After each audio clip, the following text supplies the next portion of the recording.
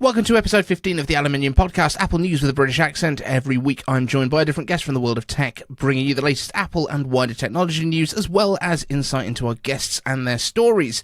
And for our 15th episode, I'm delighted to welcome from TA Tech, it's Taylor. Hey Taylor, how are you?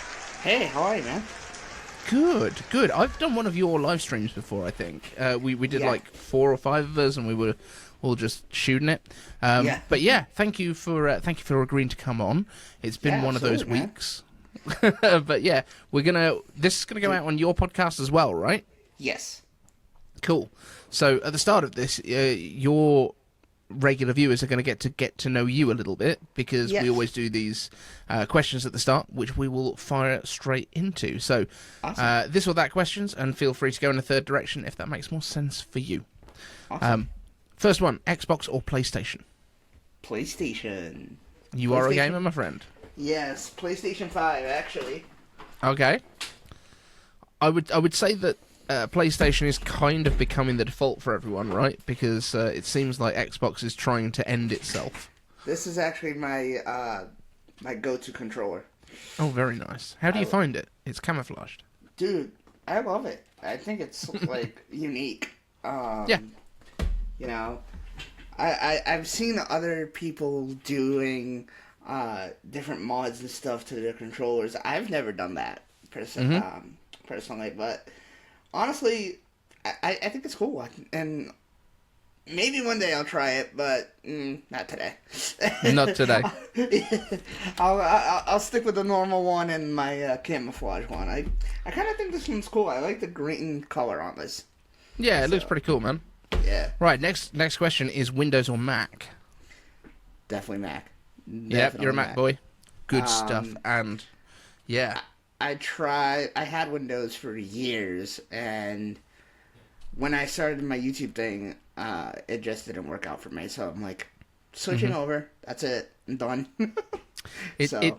Yeah, I think it's been, what was it, 2011 was the last time I think I had a Windows computer, like, as, on purpose.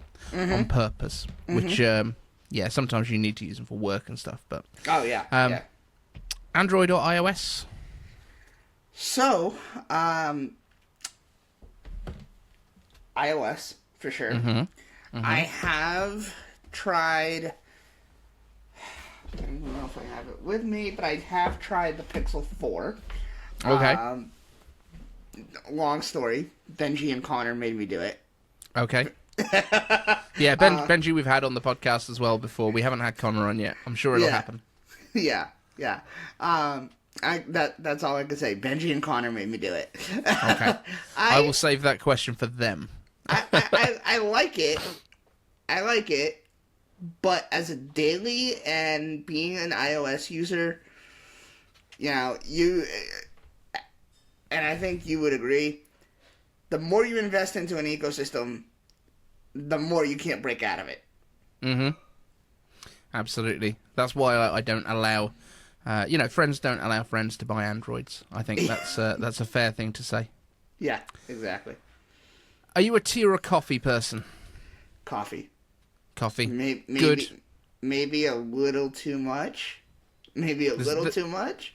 I don't think that's a thing. I think coffee is just...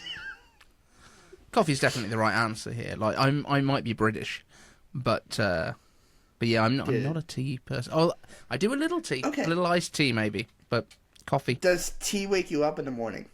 No. As well as coffee does. No. There you go. Exactly. People drink tea at night. Oh, no, thank you. Bro, anyway, no. YouTube or podcasts? Because I know you do a bit of both. Yeah, a little bit of both. I do have a podcast, and this is gonna go on there. Sure is. And for now, I'm just doing YouTube podcast. I'm not doing Apple Podcasts or anything like that. Maybe one day, if this gets to be bigger.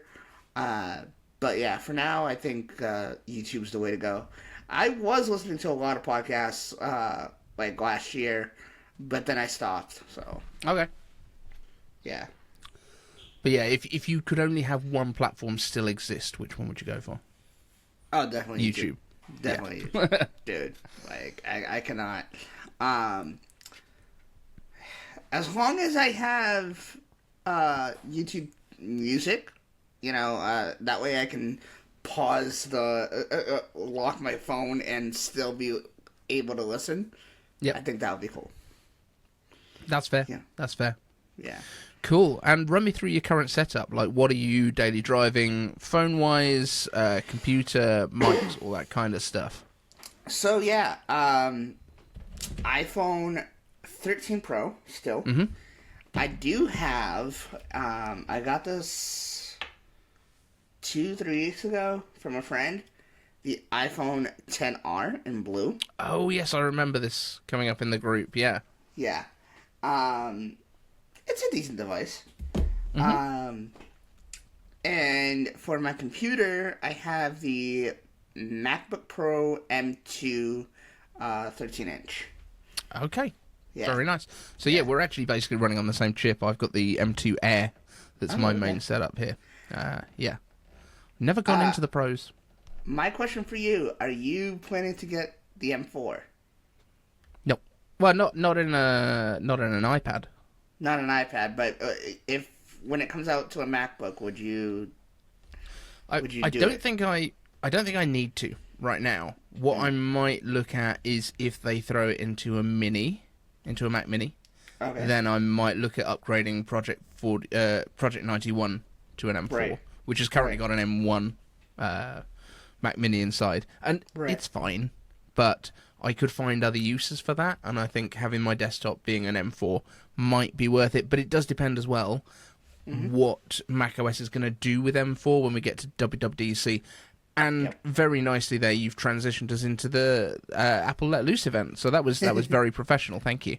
No problem. Yeah. So yeah, this was Tuesday. I was in London. Not for the Apple stuff. Everyone was really excited that I'd gone to London to go and meet, because Jaws was in London, and John Turnus and a few others down at the Battersea store, which is the one that I went to the opening for. Oh, okay. But I wasn't there. I was actually just in London because I was working. So gotcha.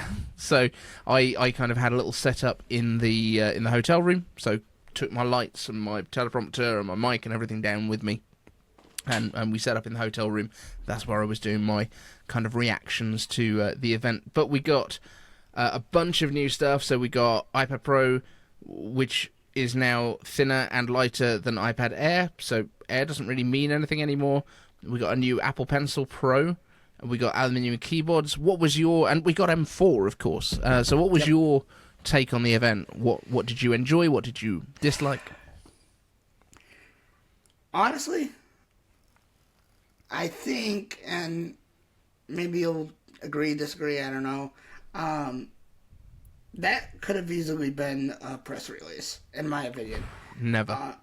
Really? Mm-hmm. I'll tell you what, you tell me first. I mean, I don't know, man. Like, I just feel like that was... I love the pace of it. Don't get me wrong. I love the pace of it. But I just think that, honestly, it's too short. Like, why... if I'm to watch an Apple event, I'm to take an hour or two to watch it. And I was convinced that it was going to be 2 hours. I mean, I guess never rely on your calendar, but that's what my calendar said when I put it in. And I'm just like, oh, okay. Oh, yeah, they always set aside 2 hours for the event. So I was kind of disappointed on that. But honestly, I don't know, man. I just felt like it was different. So I think I was... well, they said it was going to be. They did say it was going to be a different kind of event. I think that was a lie. But but what I would say is, I mean, we had the Scary Fast event, Halloween last year. That one was actually even shorter than this. That was 30 minutes. This was like about 35 to 40, but that includes like all of the trailer bit at the beginning of the video, which goes on for quite some time. Right. What I would say, though, is I think I might have been the only person who said right from the beginning of January, even when Mark Gurman was saying, oh, no event, it's going to be a press release, it's going to be some videos going online. I said, nope, it's going to be an event. It's going to be an event. That we'll do it as an event. And the reason I said it, and everybody, literally everybody was like, no, there's no way, they don't need to do an event. It's a redesign. They never launch a redesign on a press release for the iPad Pro. It was also the M4's launch, which we weren't, we didn't know that was coming. But we did know that we were going to be getting the bigger iPad Air, which also wouldn't be just a press release. Right. We were also getting this new Apple Pencil. They don't just press release those, really. We got the USB-C one, but that was not adding features. That was like taking them away, if anything. So I was like, no, there's no way. And actually, I put out a video the day that the MacBook Airs got launched, and it went live at exactly the same time that the MacBook Airs got launched on a press release. And my video said, the only thing out of this list that might get press released is the MacBook Air. Because, it was just a chip bump. There was nothing else to say about it. But with the new OLED displays, with the thinner design, with all of those things, I mean, we did kind of think we might be getting MagSafe on these iPads as well. Yep. But yep. I don't think there was ever a world where that was going to be just a press release. Yeah, that does make sense.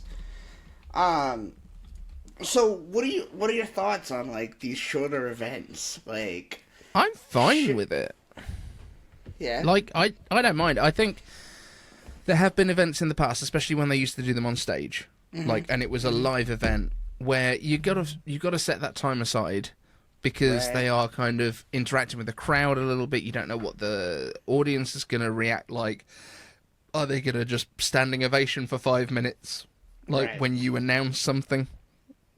But I think the idea of putting them out this way is better, especially if you've got something like these OLED displays, and it's a dual stack OLED. It's tandem, I think they're calling it, which is completely different to what anyone else on the market's doing. I don't think that's in any other product, and I think it's really important that they actually explain to the consumers why this is good.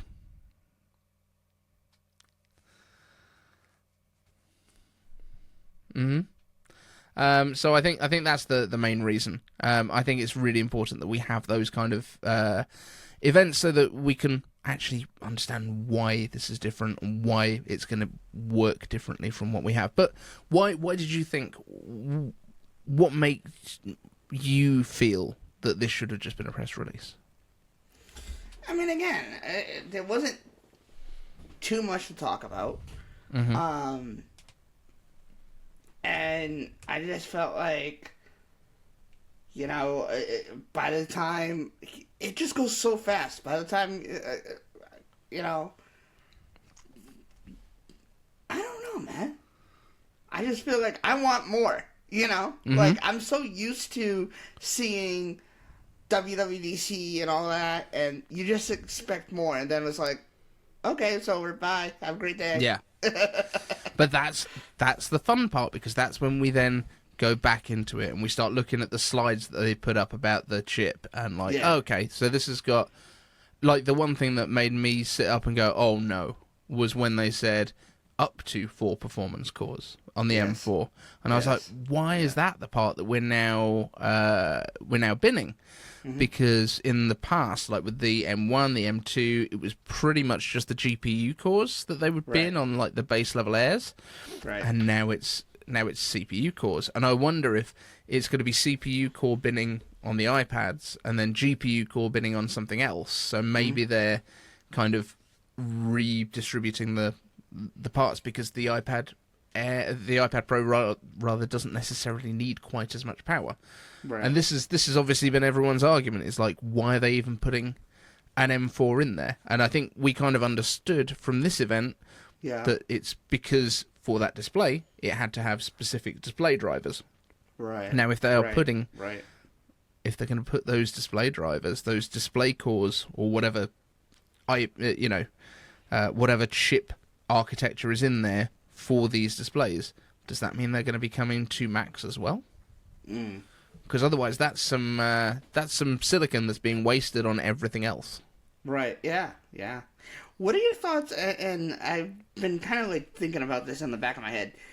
What are your thoughts on the new redesign for the iPad as far as like the cameras? And what do you think it means for iPhone when that comes out in a month? Less than a month? Something. No, iPhone will be September. Oh yeah, we get iOS and we get all the software stuff at DubDub. I don't think it's going to affect the iPhones, but and this is actually something that I again have kind of picked up on in the past. Mm-hmm. The number of cameras that we get on the iPads was always pointless. Nobody was ever going, "Oh, but why hasn't it got an ultra wide camera?" Mm-hmm. I think it's a very strange thing to remove them and not even acknowledge that during the event. Yes. So we've got one less camera, we've got one less microphone. Now, I think we can probably work out why those things aren't there. So the microphone that's gone is the one that was halfway down the side of the old iPad. Right. And that tended to be where they would fold if you were bending the things. Like, if you put any kind of stress on it, that's where the thing would fold. But I also think the ultra-wide camera might be gone because there's just not enough depth there to actually physically fit it in the device anymore. But also, I guess Apple has analytics coming back from their devices and device usage, and they can see that nobody's really taken that many pictures on the iPad. If you remember from the event, the one thing that they kind of referenced the cameras for was scanning documents, because that's kind of what it gets used for. Right. So I don't think there's any dramas there. I think that's a reasonable thing to change. I think it gives people an excuse to be annoyed about it, is the only thing. Like, it gives people ammunition if they don't want to be fans of what's going on. But that's about as far as it goes. But this is the tech community. Anything that gives, people get hurt about anything. We'll always find a reason to be angry. And you know what? Those angry videos tend to get more views. Yeah, that's for sure. That's for sure. But I try not to go down that route. But Marquez is here to crush every company that crosses his path at the moment. So I think his latest video is about the iPad event, and it was like, "This is weird" or something. Yeah. Which is not great. Or I think, was it called "This is awkward" or something? Because he's one of these guys that's just like, the hardware's fine, we just need to fix the software. I'm not in that camp. Like, I think iPads should be iPads, not Macs. But I seem to be in a very small minority. That's the problem. Listen, I agree. I honestly agree. I mean, and even with the new keyboard case, the what's it called? My brain's the Magic Keyboard. Today. Magic Keyboard, yes. Yeah. Even with that, like, I mean, it's cool, but if you want a MacBook, just get a MacBook. I would say, like, going to the aluminium on the palm rest just makes sense. Because especially with the lighter colours that they had before, it just discoloured because it was like a polyurethane, and you were just getting like oils and stuff on there, and it'll just get grimy and funky and horrible.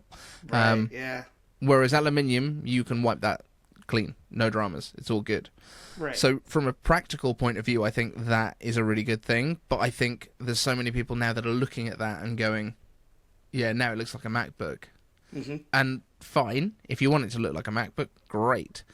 Don't expect it to do MacBook things, because it does its own things. And the pencil should be front and center of what iPad does, but you shouldn't need the pencil, obviously. Yeah. So that's iPad Pro. We had iPad Air as well. Yep. I think this is a real deal, especially on the 13-inch. Oh yeah, for sure. Talk to me about that. For sure. Man, I mean, I think, they did pretty good. They finally fixed the camera placements that everybody wanted. Yep.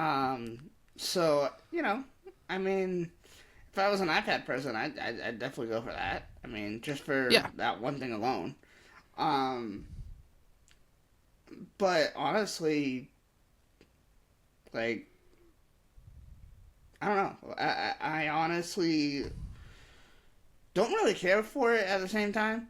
Yeah. You know, Are you not an iPad user at all? Are you No, just always been a used MacBook? to be. I used to be, but then I got the MacBook, and I'm like, I'm not even using my iPad anymore, so just, forgot about it. Sling it.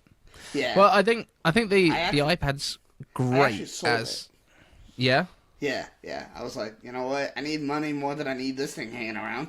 That's fair. Yeah, I think the iPad's great as like a companion to the Mac. Right. Like if you don't work on computers, if you are not using computers for your daily grind, yep. I think the iPad is the best computer for most people. Like if you just want to do email, you just want to look at web stuff, you want to view videos, you want to see family photos, you want to all that sort of stuff, all the kind of stuff that you just use a computer for pleasure, unless you're a weirdo like us that makes videos on the internet and tries to kind of tell people about what's going on. Right. I think the iPad's perfect. Like my mum uses an iPad, that's her computer, that's all she wants. She doesn't want anything else. She doesn't want to do Xcode on it. She's not a big programmer, right? But I understand that some people want to be able to do those things, and that's fine. Maybe iPad Pro, but do we need to have iPad Pros? It's just like an iPad with a better display. Right. Yeah, I'm on the same page. I always say you don't need the latest and greatest. As long as you have something that still updates software-wise, you're all set. And iPads do last. It's great. Yeah. It's a good thing. Definitely. Like, I do get confused when people are online and they're saying, like, oh, Apple's dying because there's no reason to upgrade your iPads. Like, no. Just means that you've got really good value from the thing you already bought. Like, exactly. It doesn't need to be the latest and greatest to do what iPads do. That's great. Right. Exactly. And honestly, even the Air lineup, whether it be MacBook or iPad, bruh, they've done so many good things that it makes you not even need a Pro version anymore. Yeah. So, like... But, yeah, and in all honesty, that's the way that it should be. The Pros should be there for the people that actually really need the power. Yeah. And, like, that's fine. Like, the Mac Pro that costs $8,000 is not meant for everyone. That's why it's expensive. That's why it's huge and very specialized. Right. But like, you don't need it. The base, there is no bad Mac to buy at this point. Yeah, for sure. There used to be. Like the MacBook Air used to be anemic and it didn't do what it was supposed to do, and it did overheat. And like the M2, was it the M2 or the M3 MacBook Air that's like 13 times faster than the fastest ever Intel MacBook Air? It's like, that's ridiculous, bro. But yeah, like everyone used to think, I need a MacBook Pro. Like, you don't now. For no. 95% of people, and 8 gigs is enough for 95% of people. And sooner or later, I mean, I don't know, it's how I feel, but what phone do you have? Do you have Pro? 14 Pro. 14 Pro. Have you ever owned a Pro Max? Yes, 12 Pro Max. Oh, okay. So, when it comes to that, I feel like Pro Max is way too big for me, I think. And I personally don't see like the reason for iPads when it comes to that, because I feel like the Pro Max is already big enough. Which is weird, because I really want an iPad mini. Which is really not that much bigger than a big iPhone. But it's the one I want. What are your thoughts? Like, man. Yeah. No, I get it. Like, I think for the phone that I want to put in my pocket, I want to go for something that's not the biggest possible display. Yeah. Because I want to be able to throw it in there, pull it out, you do the stuff, be comfortable in my hand for phone things, camera, all of that sort of stuff. For the quick emails, for the text messages, because I actually don't find the iPads super comfortable to type on, even on the glass, on the big full-size keyboard, and I don't think it'd be much better with the iPad Mini. But I would like the idea of having an iPad Mini that I could literally throw in the inside pocket of my jacket, of my overcoat, and also just carrying a small folding Bluetooth keyboard with me. Like, I think that would be a really good thing, just for when I do fancy doing a bit of typing. It doesn't have to be the best keyboard in the world, but I can bang out a couple of emails or a script on a train, that kind of stuff. Like, that's what I'm thinking. And my iPad, like, at the minute, the iPad that I'm using on a daily is an iPad Air 1. Oh, okay. So, like, not even with Touch ID. This is 2013, something like that. This thing came out.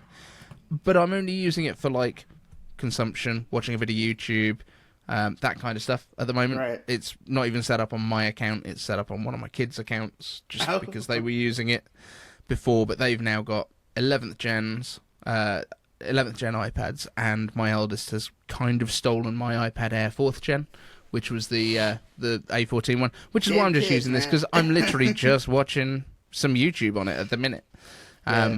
But once I get to having the Mini, which I'm now, like, really stuck after this event, right? Because I think it's going to get updated this year. I think it will go to a much more recent A chip, because it's over 2 years since that's had an update right now.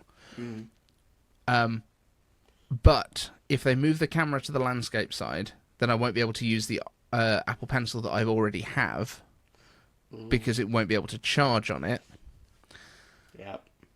But so I was like, shall I just get a used one now? But it's also probably going to jump from 64 to 128 gigs of storage, like the Air did, and like they doubled it on the Pros. So, like, do I actually want to buy one now, or do I want to wait? So I'm in, like, this real, like, difficult situation.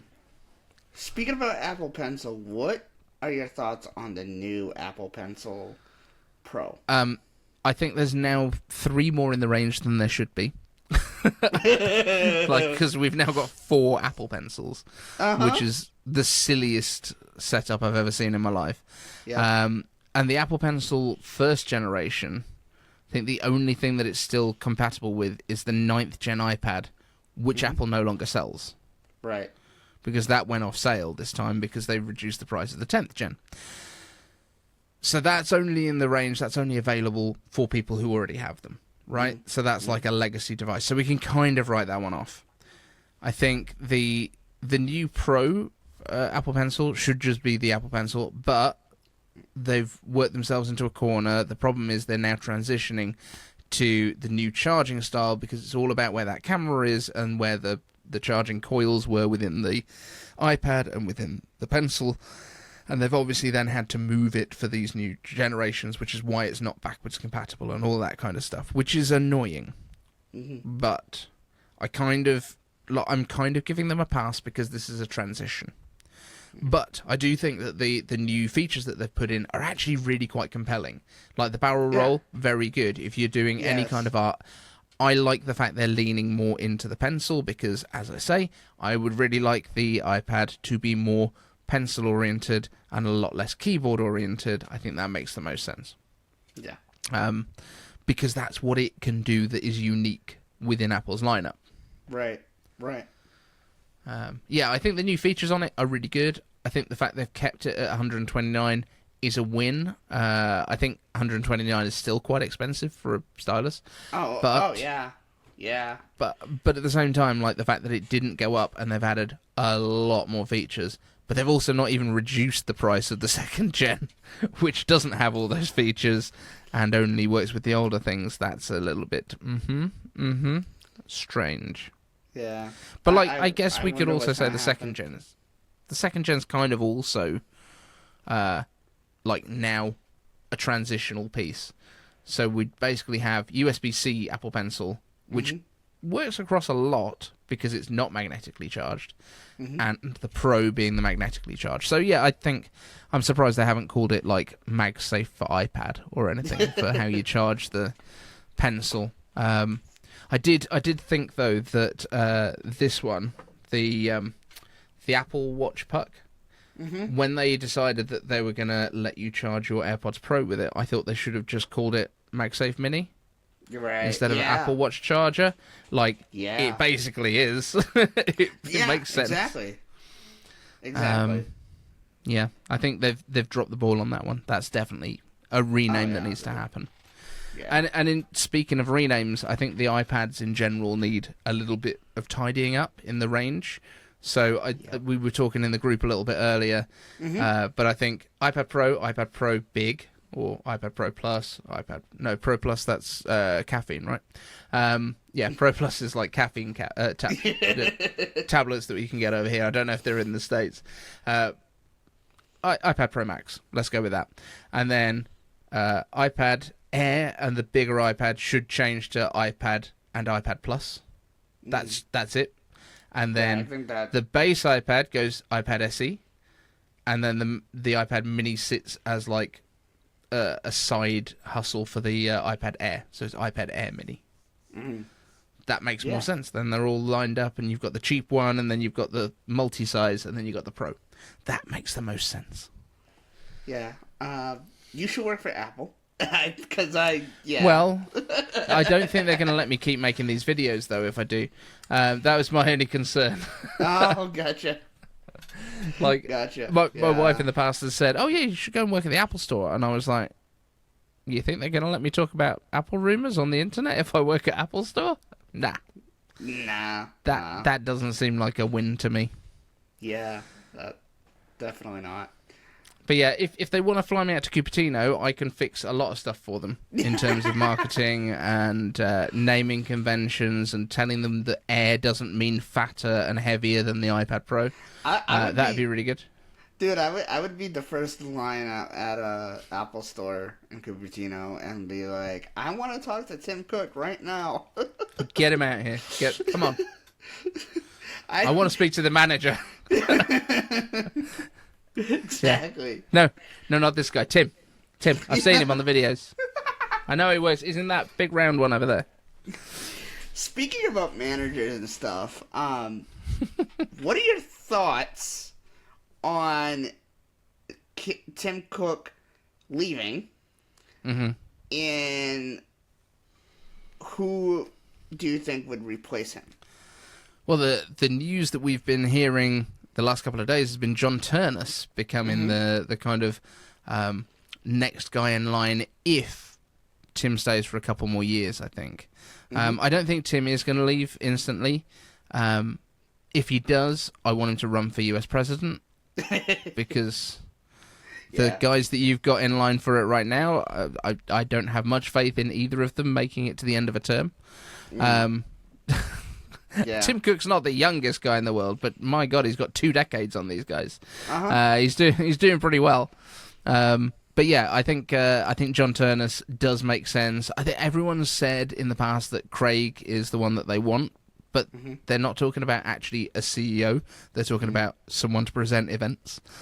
Yeah. And as much as we all love Craig, he's also a little bit older. I don't think he's got any interest in being a CEO. He enjoys the kind of creativity, I think, of doing the software, working within the teams. He was one I missed seeing at the Apple event. He doesn't come up that often, you know. He tends to be mainly dub because it's a software event, or like primarily a software event. I hate it when people go, "Oh no, there won't be any hardware at Dub because it's a software event." It's like, no, look at all of the recent Dubs. They're always announcing hardware now. Like this last year, it was Vision Pro and new iPad, new MacBook Airs, and the Mac Pro and the Mac Studio, right? Yeah. So like they all came out at Dub. The year before that, we definitely had some hardware. I can't remember what it was that year, but the year before that was when they announced Apple Silicon in general. Like, although it wasn't like the hardware's coming today, like Yeah, hardware comes at these things. HomePod was announced at a Dub, I think, and a few other bits. So there's quite a lot. Right. Yeah. But yeah, I do think that that Craig, brilliant. He's so much fun. He's the meme lord of Apple. Yeah, but definitely. But I don't think he wants that kind of role. I don't think Johnny Cerrugi would want it. I think who's the guy that's their second in command now? Is it Jeff something? Yeah, like I think he's great, but he's also like only a couple of years younger than Tim, and so I think they need that stability. Someone that's going to be there for at least a decade. Mm-hmm. And I think at one point it would have been cool to see Johnny Ive take the reins at Apple and kind of head stuff up a little bit more. But after Steve went, he just didn't get on with Tim as well. So that was kind of sad to see him go because he did so much for the company. He did. However, I think it's a net positive that he left. And I love Johnny Ive's designs so much. Like, I've got one of the iBooks on the wall over here. I've got so much of Johnny Ive's stuff. I've got one of the old eMate Newtons. I've got so much of his stuff. However, I love those Grid Studio stuff you have behind you. I love it. Yeah, they're really cool. They are really fun.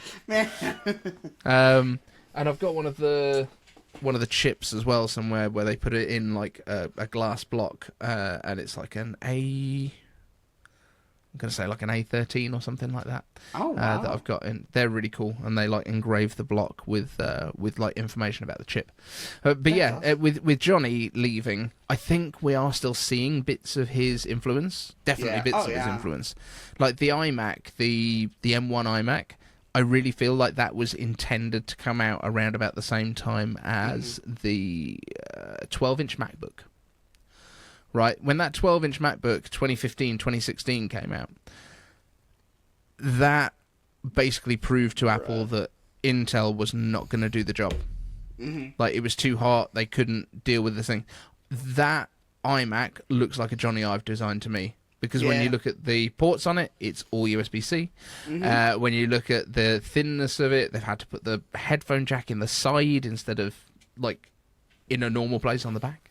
So it very much feels like a Johnny Ive design that was just sitting on the shelf waiting for the chips to be able to actually make it work. Right. And what was the thing that's just come out? Oh, these like iPad Pros is probably a Johnny Ive like concept that they've kind of resurrected.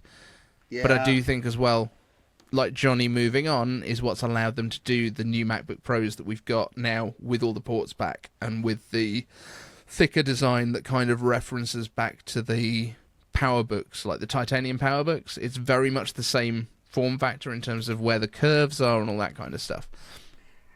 What are your feelings, speaking about the MacBook, what are your feelings on the touch bar? Going away. I don't mind. Like, I've never had one with a touch bar. I've played with it a few times. Like, I don't think it deserved all the hate that it got by any means. But I also think, like, I see why people want physical buttons. Like, people like I would have put a haptic engine in it so that when you click on stuff, you feel it click, like with the trackpad. Mm-hmm. That would have been a really cool way of kind of making it a little bit more tactile and a little bit more usable. But, like, I didn't hate it.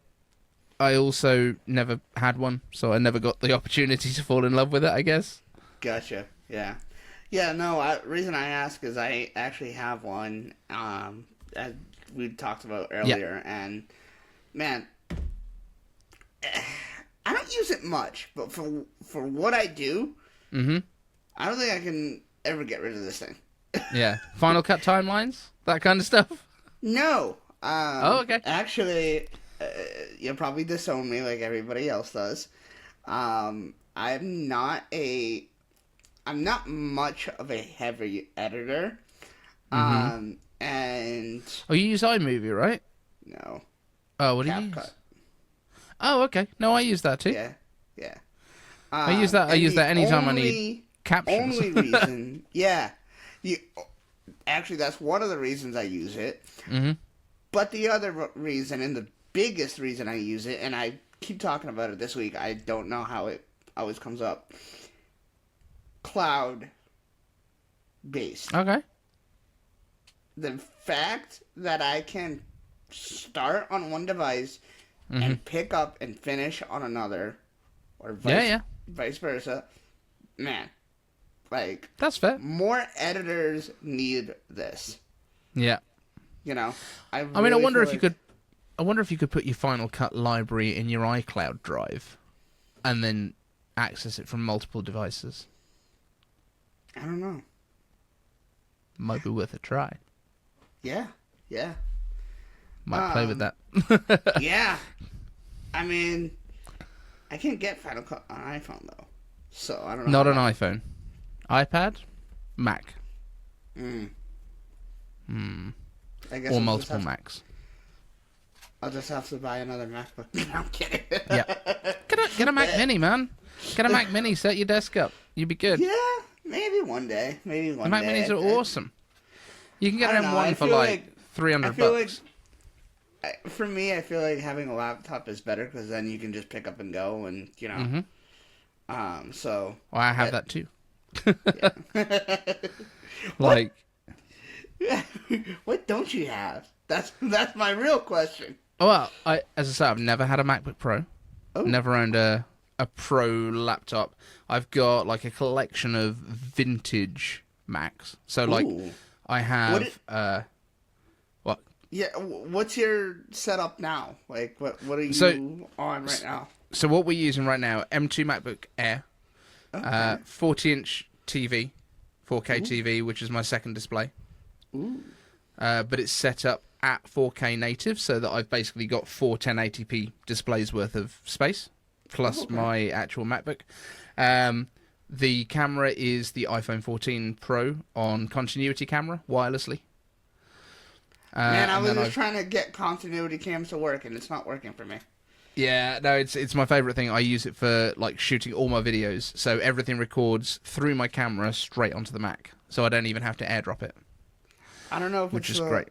I don't know if it's a problem with Riverside or what, but I see all my cameras and I cannot select. Continuity camera can be a little bit of a pain on Riverside, but it's mainly if you're using Chrome. It's actually a Chrome issue, which is why I use Brave for continuity camera.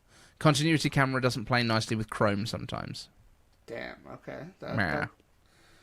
And then, for audio, I've got this mic, which is a Shure SM58, which is the kind of stand-up, the silver head. This one. Ooh, okay. It's the standard kind of mic that you see for stage use. Right. That's cool. ASMR time. As I put the pop cover back on. There we go. So I've got one of those. That's awesome. Which I can then pull off and take if I'm doing stand-up or something. And that goes into a Vocaster 1, which is plugged straight into the MacBook Air. Yeah. Just on a USB-C connection. So and that does the headphones as well. I would ask what you think of my microphone is, but I already know because we were looking at it earlier, and I kind of told you.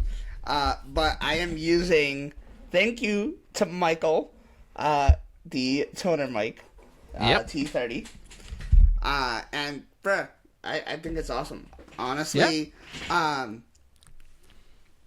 if you were to take it off this thing, I had a couple of episodes in the past where I took it off the tripod and just held it like this. Bruh, if you have it held up to you, it sounds fantastic. Yeah. I really feel like it sounds fantastic. Not only that, but you can barely hear what's going on behind you. Yeah. It's like, so, wow.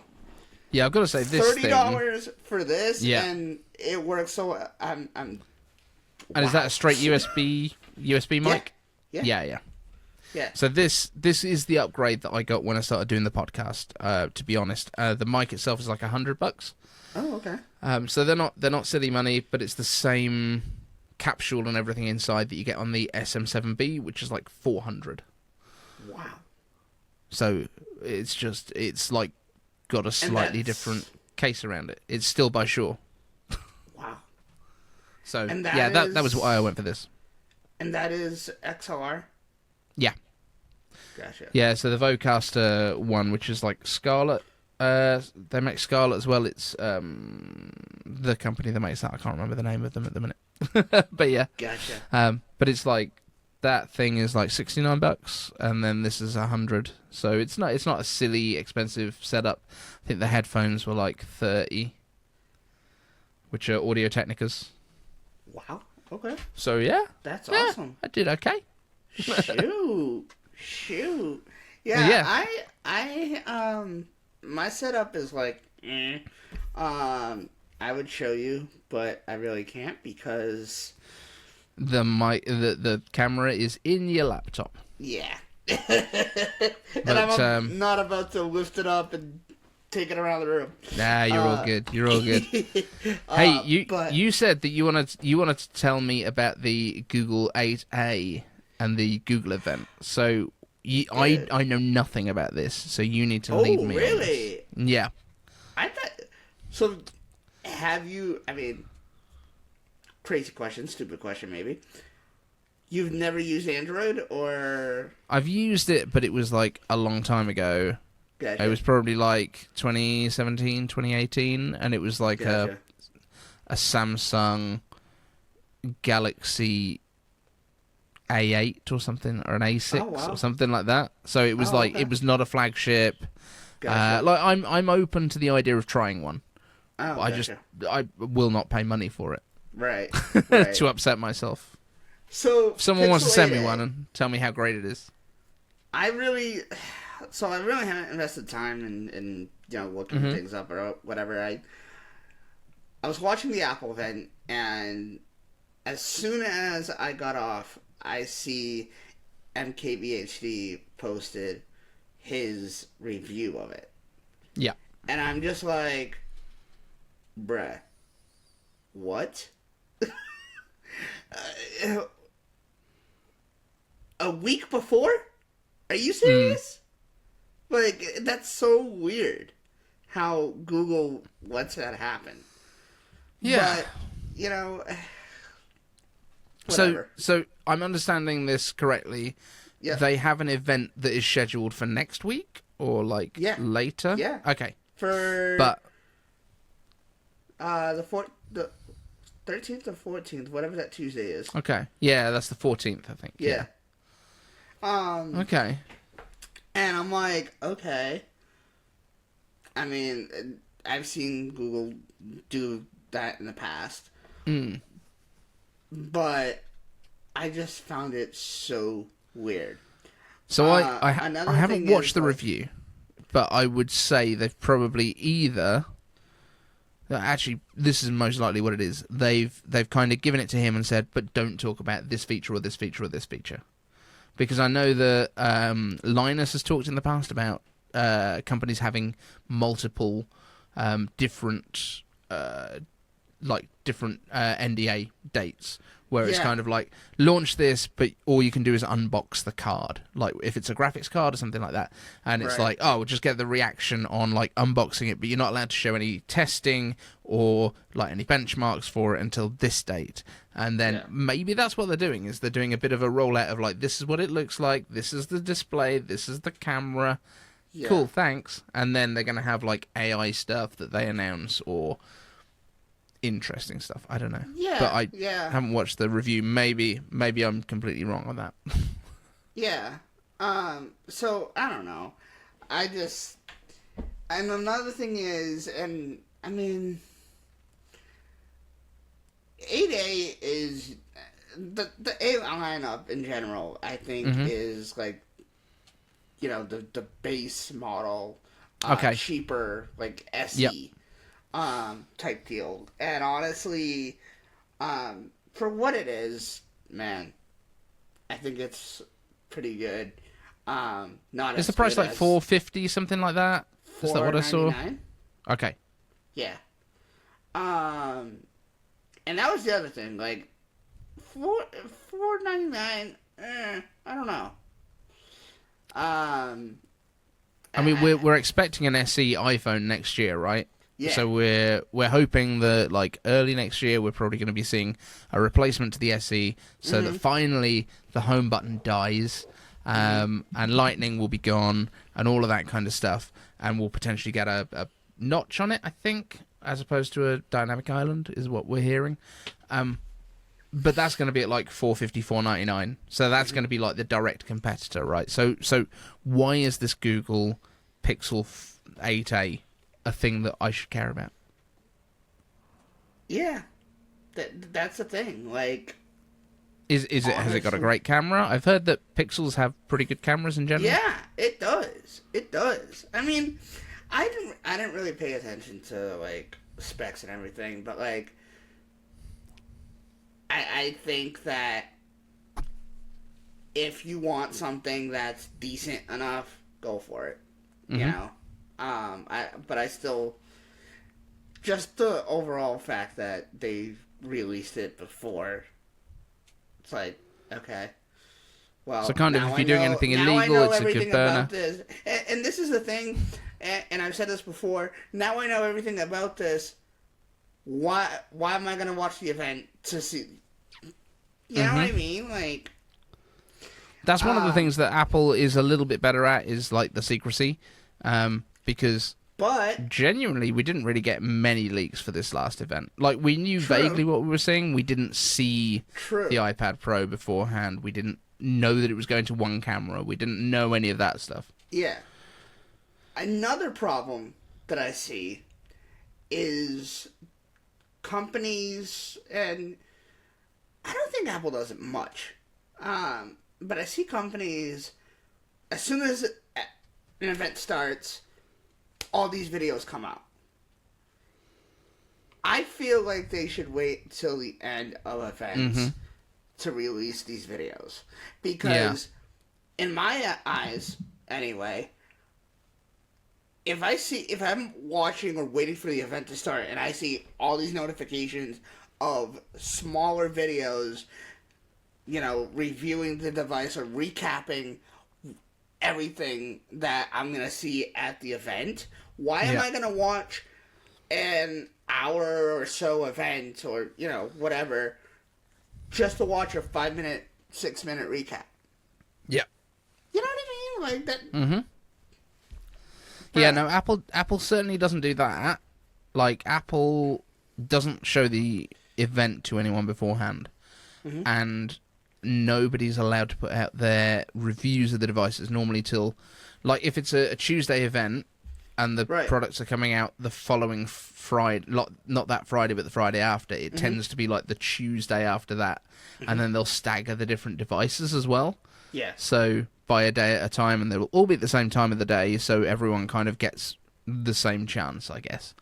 But yeah, it's very much like Apple seems to be a lot better at orchestrating this stuff in a usable way, because then Apple knows they're going to dominate the news for a solid couple of weeks, because they know for the week after the event, we're all going to be out there going, oh, okay, so this is what was announced, and what does this mean, and this could be here, and this has gone on sale, and let's analyze the pricing, and why is it this expensive if you want to have a nano texture display, because you have to go up to a 1 terabyte option or whatever it might be. We'll be talking about it for that first week, and then the weekend's a little bit quiet, and then like you hit Monday, Tuesday, and it's like right back in. Oh, we've got the first unboxings, and these people have had it for 2 weeks, and Marquez has been using this for at least 2 weeks. But actually, I tell you what, it did seem like Marquez did not get his hands on these devices early.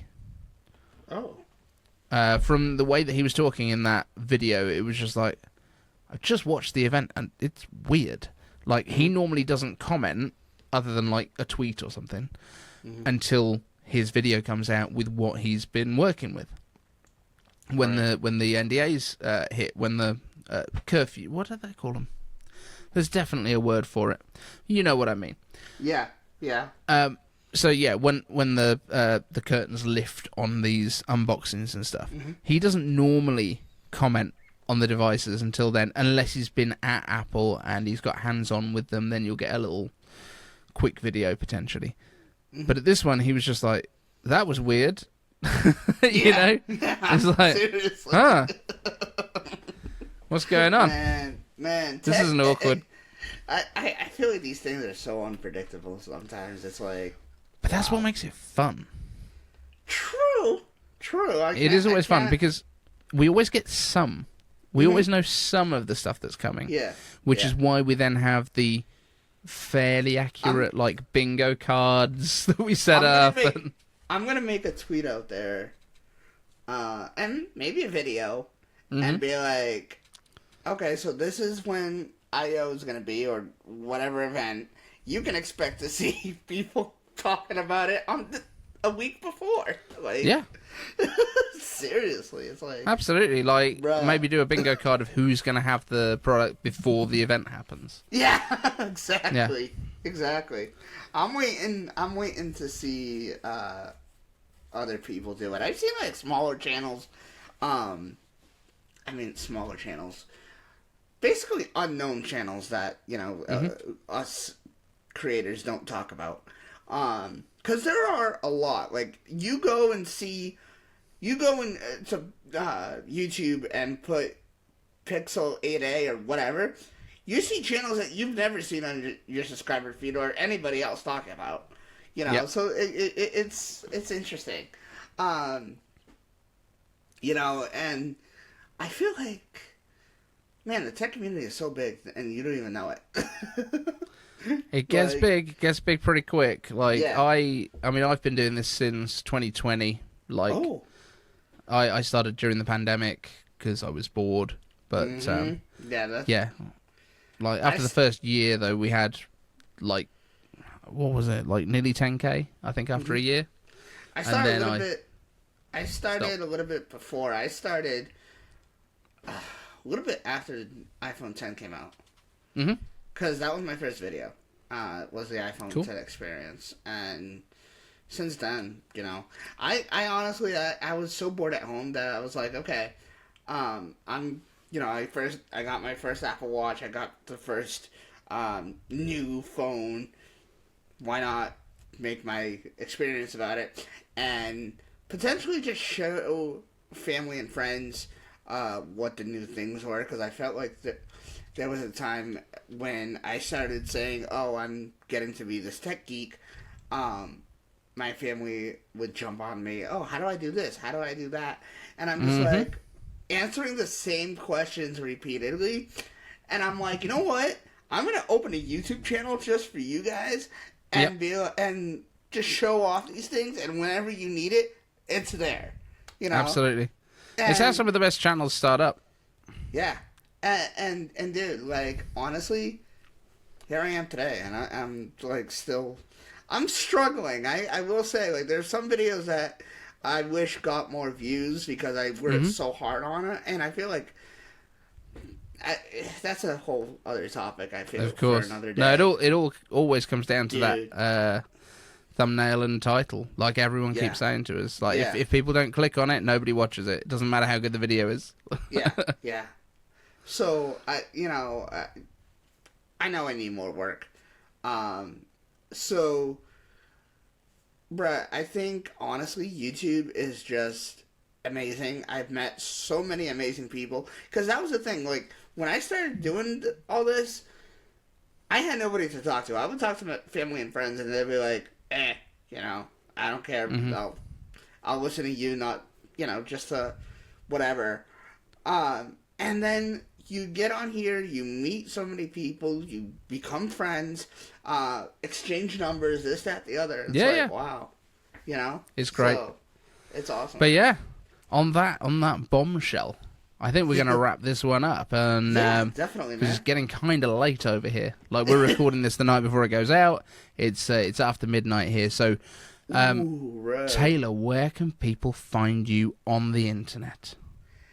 So, I'll send, if you guys are watching iCaveDave, I'll send you the links. Basically, anywhere on Twitter, Facebook, YouTube. I have Instagram. I try to post all my videos over there. sometimes I forget. Like today, actually, I think I forgot to post the video that I...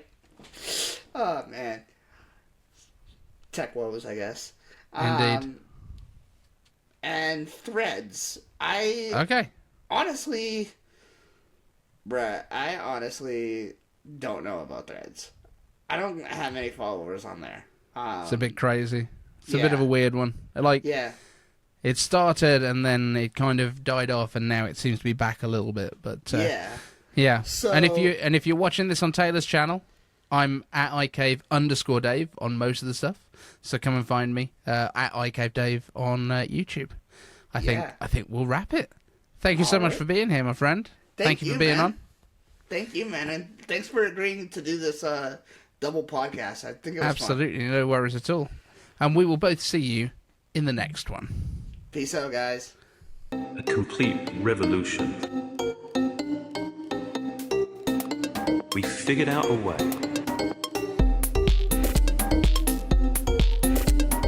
We machine all of the surfaces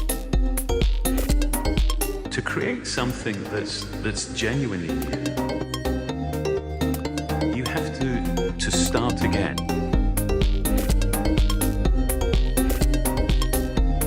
Unapologetically plastic. Aluminium.